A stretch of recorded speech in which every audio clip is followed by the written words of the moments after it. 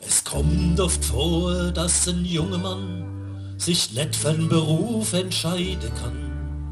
Für mich persönlich war das gar nicht schwer. Ich han als Kind schon gewusst, was ich gern wär. Da war ich wohl auf der Oktobercamp und dann war klar, was ich wohl wär.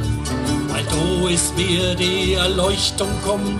Ich hat meinen Traumberuf gefunden. Jetzt bin ich Schiffsschaukelbremser. Ich bin Schiffsschaukelbremser.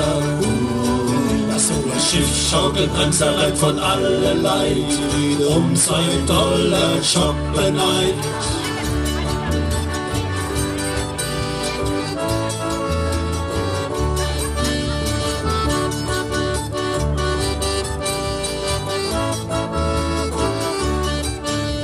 Schiffsschaukelbremser ist ein $1 Job, wo man mit voller Kraft die Schaukel stoppt. Den Schiffsschaukelbremser, den hat jeder gern, weil die Leute halt gern verschaukelt werden. Ich bin der Schiffsschaukelbremser, mein Traumberuf. Schiffsschaukelbremser, ich hab's voll drauf. So ein Schiffsschaukelbremser wird von aller Leid um $2 Shoppeneit.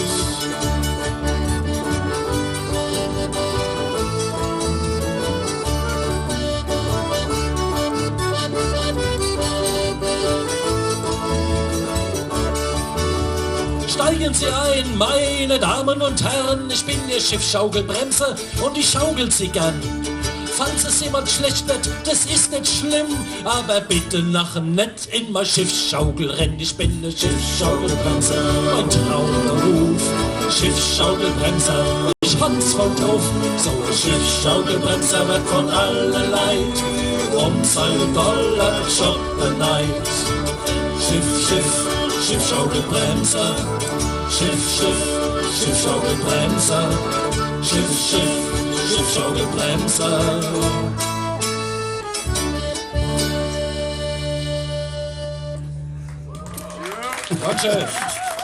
Unser Speziallied für die Boilerbacher Cup.